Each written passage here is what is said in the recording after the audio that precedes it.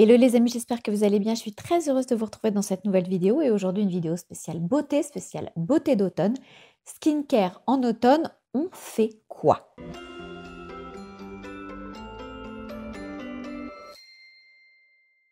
Mais avant toute chose, n'hésitez pas à venir me retrouver sur mon compte Instagram, Karine Grandval. Je vous partage tous les jours des tips beauté. Il y a plein de petits réels où je vous donne des conseils sur les actifs à utiliser et pourquoi. Je vous partage aussi des looks, je vous partage plein de lifestyle, les produits sur lesquels j'ai eu des coups de cœur. Et c'est là aussi où j'échange avec vous en message privé au quotidien. Donc venez me retrouver sur Instagram, Karine Grandval.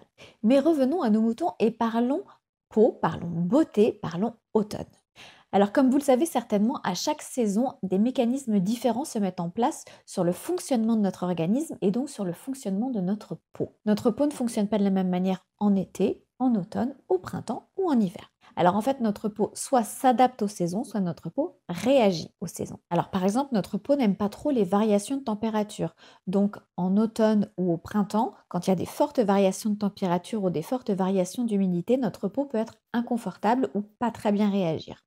Pourquoi? Parce qu'en fait, ça demande à l'épiderme un gros effort d'adaptation, de passer d'un état à l'autre, d'une température à l'autre, d'une humidité à l'autre, et c'est très compliqué pour la peau de pouvoir s'adapter assez rapidement. Pour résumer, en fait, la peau supporte mieux les températures constantes plutôt que les changements, les variations. Vous savez, en ce moment, il fait très froid le matin, il fait plutôt très bon l'après-midi, donc c'est compliqué. Voilà, c'est compliqué pour la peau de s'adapter à ces variations. Avec le retour du froid aussi, certaines peaux qui sont sensibles, qui sont réactives, vont être plus inconfortables parce que leur peau a plus de mal à s'adapter au froid, par exemple, qu'à la chaleur. Et d'autres peaux, qui ont notamment de la rosacée, du mélasma, vont être plus inconfortables, vont avoir plus de problématiques qui vont se développer, là, au contraire, au beau jour et à l'été.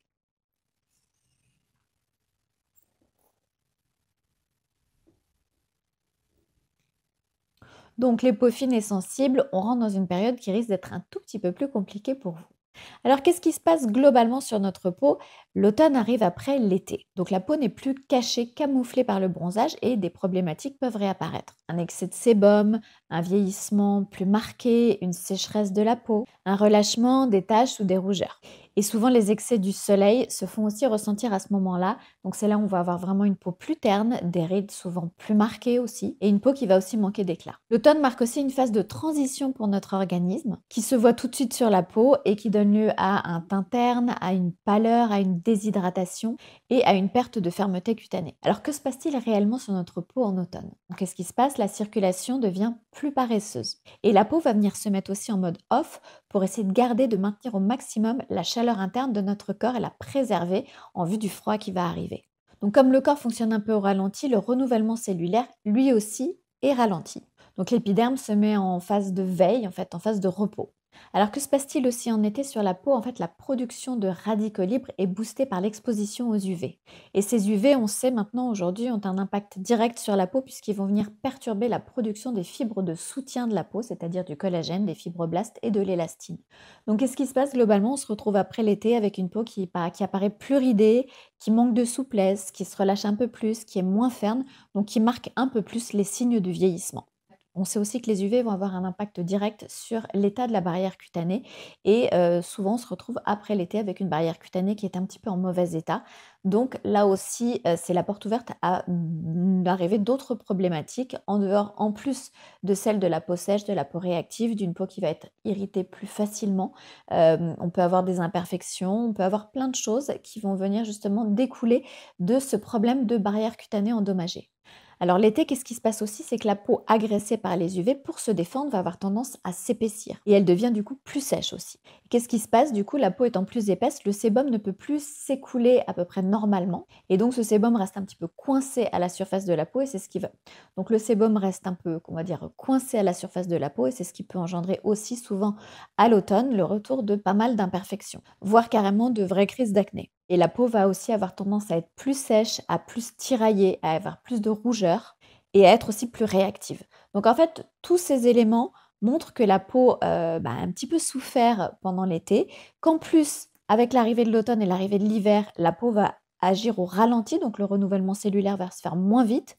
Donc en fait, c'est vraiment la période de l'année où votre peau va avoir besoin d'un vrai coup de boost pour se préparer aux températures plus froides, pour se préparer justement à un organisme qui va se mettre en veille. Alors, qu'est-ce qu'on va faire globalement pour booster sa peau avant l'hiver et pour vraiment mettre en place une bonne routine pour la préparer le mieux possible? Donc, la première des choses à mettre en place, c'est une bonne hydratation. Je trouve que l'hydratation, c'est vraiment le truc sous-coté en skincare et ça me rend absolument dingue.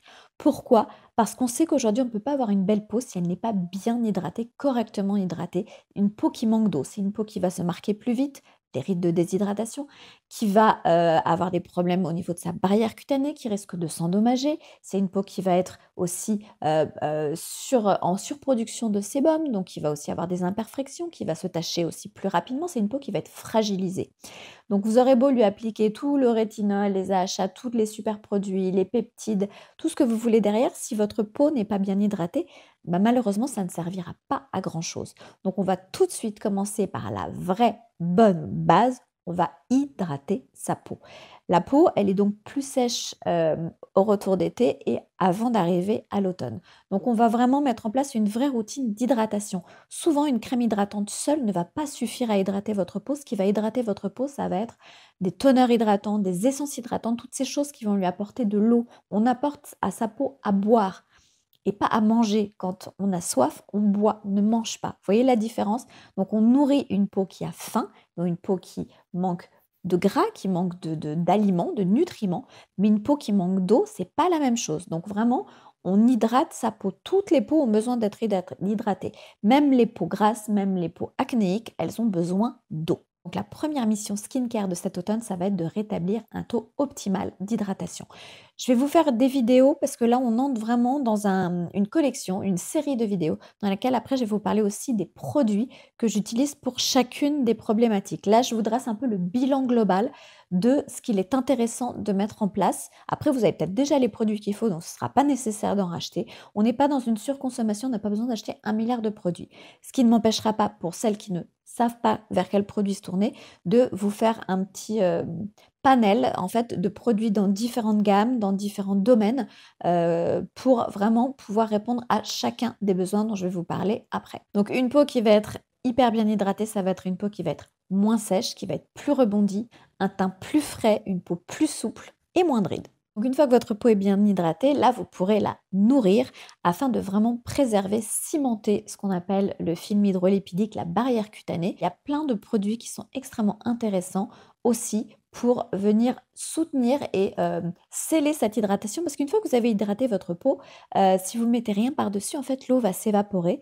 Donc voilà, je vous réexpliquerai un petit peu dans une autre vidéo vraiment toutes les bases pour maintenir son hydratation. Je vais faire une vidéo dédiée après pour chacune des problématiques, pour chacun des problèmes que l'on va cibler. Dans les petits tips que je peux vous donner pour vraiment un boost d'hydratation, vous avez la technique du flooding qui permet de superposer différents actifs hydratants qui est vraiment top parce que là, on va venir, comment dire, inonder la peau. C'est ça la technique du flooding, on inonde la peau. Vous pouvez faire aussi ce que font les Coréennes, elles adorent faire ça les Coréennes. Elles superposent plusieurs couches de toner hydratant ou d'essence hydratante et elles peuvent mettre jusqu'à 7 couches et là du coup vous avez vraiment un boost d'apport en eau dans votre peau et après vous pouvez mettre votre crème de nuit, votre crème nourrissante, votre crème de jour, ce que vous voulez, mais vraiment on ne lésine pas sur l'apport en eau de la peau.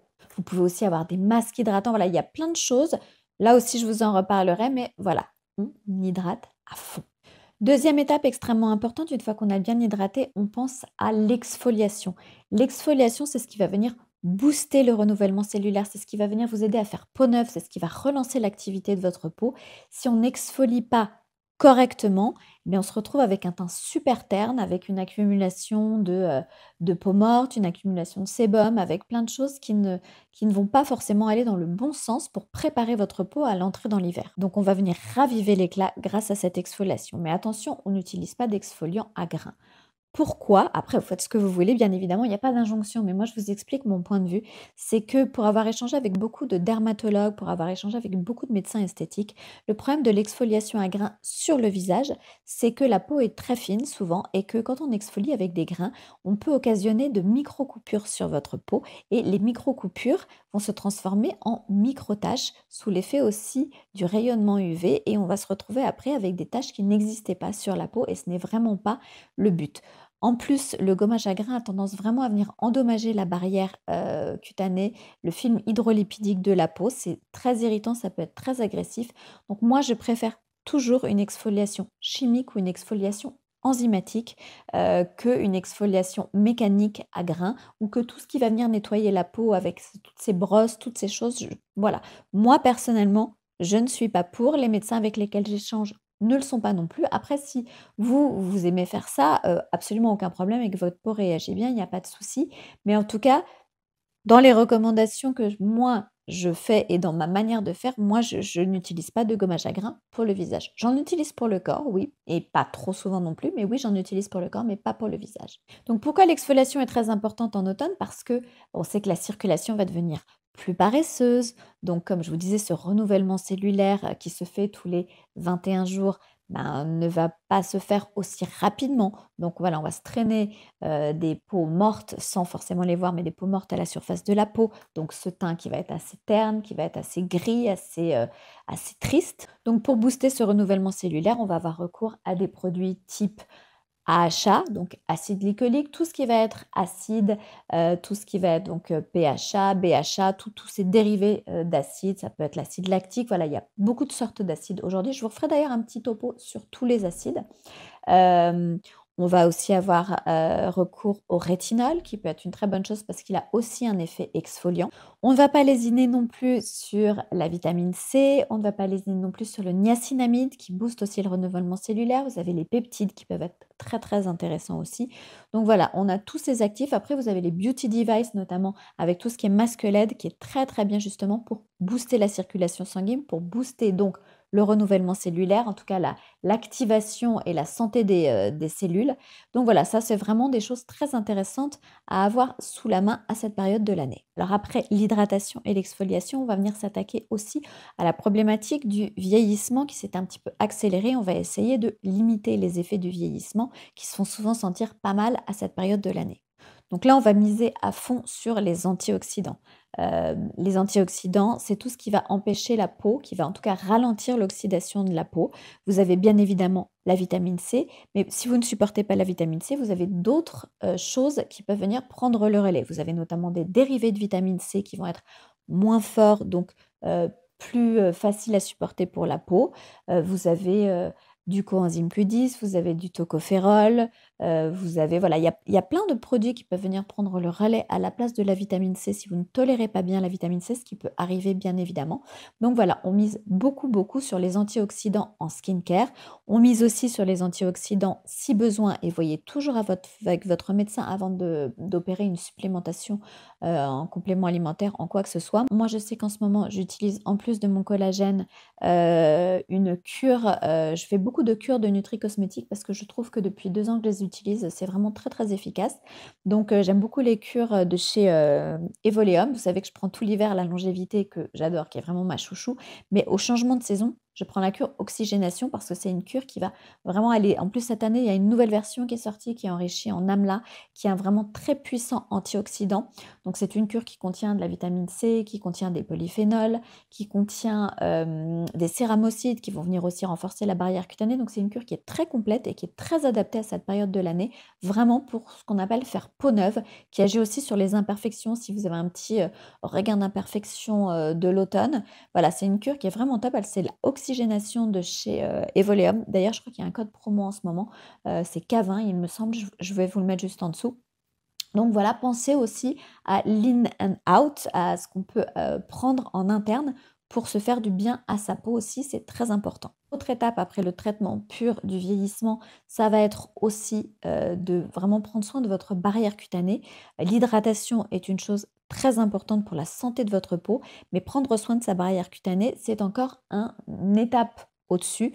Une barrière cutanée en bonne santé, c'est une barrière cutanée qui est bien hydratée, qui est solide et donc vous savez, la barrière cutanée, elle est faite de petites briques de ciment qui viennent, comment dire? Relier les cellules entre elles, et on a besoin de cet apport, ce sont des céramides, on a besoin de cet apport beaucoup en céramides. Alors si vous n'aimez pas spécialement les céramides, vous avez, d'autres molécules qui peuvent prendre le relais, mais c'est important d'avoir, voilà, des choses qui vont venir nourrir cette barrière cutanée une fois qu'elle aura été bien hydratée. Une technique qui est très intéressante aussi, il s'agit de la technique du slugging. C'est-à-dire que vous avez surhydraté votre peau et après vous venez sceller l'hydratation avec, alors aux États-Unis ou dans plein de pays ou en Corée notamment, ils font ça avec de la vaseline. Si vous n'aimez pas spécialement la vaseline, vous avez des huiles végétales qui peuvent aussi faire l'affaire très très bien. Vous avez aussi de l'aquaphor, moi c'est ce que j'utilise de chez Eucérin, j'ai une sorte de baume aquaphor qui va venir vraiment, faire comme un film occlusif sur l'hydratation que vous avez apportée à votre peau et donc votre peau ne va pas se déshydrater puisque l'eau va rester à l'intérieur comme s'il y avait un petit film plastique par-dessus et voilà et là ça permet vraiment de booster la réparation de sa barrière cutanée si elle a été endommagée. D'ailleurs, je vous dis si votre barrière cutanée a été endommagée et que vous sentez qu'elle est fragilisée, stoppez tout ce qui va être acide, tout ce qui va être un peu irritant, et concentrez-vous uniquement sur l'hydratation et sur, l'apport en nutriments, voilà, en céramide, en Centella asiatica, voilà, toutes ces molécules-là, en panthénol, en glycérine, voilà, toutes ces choses très importantes et si votre, voilà, réparez avant toute chose votre barrière cutanée. Si votre barrière cutanée est endommagée, n'introduisez aucun actif irritant parce que vous courez à la catastrophe. Alors, vers quels actifs se tourner pour prendre soin de sa barrière cutanée? Si vous avez une peau sèche, ce sera plutôt des acides gras, des céramides, du panthénol qui va être plus nourrissant. En revanche, si vous avez une peau plutôt grasse, plutôt mixte, je vous conseille plutôt de la niacinamide, de l'aloe vera, de l'urée qui sont des choses un peu plus légères, un peu moins grasses et qui correspondront mieux à votre type de peau. Alors après, autre étape hyper importante, il s'agit des soins ciblés que vous allez venir apporter à votre peau en fonction de vos problématiques. Donc les problématiques, elles peuvent être très diverses. Vous pouvez avoir des rougeurs, vous pouvez avoir des taches, vous pouvez avoir des imperfections, un relâchement cutané, des rides, voilà, il y a plein de choses et dans ces cas-là, il faut des soins particulièrement ciblés. Donc là, je ne vais pas vous faire un état des lieux de toutes les problématiques, mais en tout cas, c'est intéressant. Encore une fois, n'achetez pas tous les produits dont on vous parle sur internet, ça ne sert à rien. Ciblez vos indications, ciblez votre problématique et ne les ciblez pas toutes en même temps. Vous avez une première problématique qui est plus importante que les autres, on va commencer par cibler celle-ci. Si vous avez un problème d'imperfection, on va d'abord cibler les imperfections et après, on s'occupera du vieillissement. Si vous avez un problème de taches qui est plus important, on va d'abord cibler les taches et après on s'occupera du vieillissement. Bien qu'aujourd'hui les molécules soient un peu des molécules à tout faire, certaines, mais en tout cas, on cible un problème après l'autre. On n'achète pas 250 produits et on ne cible pas tous les problèmes d'un coup, ça ne fonctionnera pas. Donc, identifiez bien votre problématique. Une fois qu'elle est identifiée, voilà, achetez le bon produit qui est vraiment indiqué selon votre problématique. Et après, je terminerai par 2 conseils. Le premier, ne zappez pas la protection solaire, même si on arrive à une période où l'ensoleillement est moins fort, où le rayonnement UVB, bronzage, va être de plus en plus restreint. Les UVA sont les mêmes 365 jours par an, ils ont la même puissance, ils passent à travers les nuages, à travers les vitres. Donc si vous travaillez à votre bureau derrière une vitre, vous êtes blindé d'UVA et les UVA aussi sont responsables du vieillissement de la peau, attaquent directement le collagène qui est dans votre épiderme. Donc on fait très attention aux UVA et on protège sa peau, quoi qu'il en soit, toute l'année. Et dernier petit conseil, n'oublie pas non plus son contour des yeux ni la zone du cou et du décolleté. Pourquoi? Parce qu'en fait, la zone du contour des yeux ne contient pas de film hydrolipidique, ne produit pas de gras. Donc c'est une zone qui va avoir tendance à se dessécher très rapidement, à être marquée par des rides de déshydratation. Donc vraiment en mise à fond sur l'hydratation de cette zone. Pas forcément le soir juste avant de vous coucher, parce que sinon vous risquez de vous retrouver comme moi avec les yeux de grenouille bouffite, comme je dis, avec les yeux gonflés. Si vous voulez utiliser un produit, hydratant pour votre contour des yeux, mettez-le au moins 2 heures avant de vous coucher le soir. D'ailleurs, le meilleur conseil que je pourrais vous donner, c'est de faire votre routine skincare juste après votre dîner, parce que si vous le faites juste avant d'aller vous coucher, bah, souvent, c'est plutôt la tête d'oreiller qui a tendance à absorber les produits et c'est pas vraiment le but. Et là, ça permet vraiment à votre peau de tout absorber et d'être vraiment au top avant d'aller vous coucher. Le cou, très important, cou et décolleté, on n'oublie pas non plus parce que ce sont des zones qui sont aussi mises à l'épreuve, qui prennent les mêmes rayonnements UV, qui vieillissent de la même manière. Je reviendrai aussi dans une prochaine vidéo sur mes produits chouchous, sur cette zone-là, bien évidemment. Voilà, j'espère que cette vidéo vous a plu, que vous avez compris comment fonctionnait maintenant le mécanisme de votre peau à cette période de l'année, en cette saison, et que j'ai pu vous apporter des réponses aux questions que vous vous posiez. Je vais donc vous décliner dans les semaines qui viennent des vidéos qui seront dédiées à, voilà, au skincare que l'on va pouvoir mettre en place, aux produits que l'on va pouvoir utiliser pour traiter telle ou telle problématique ciblée à cette période de l'année. Voilà, j'espère que cette vidéo vous a plu. Quant à moi, j'ai hâte de vous retrouver très très très bientôt dans une prochaine vidéo, bien évidemment. Prenez bien soin de vous. D'ici là, n'hésitez pas à liker, à partager, à vous abonner, à commenter. Vous savez, je vous embrasse très très fort et je vous dis à très vite. Ciao, ciao.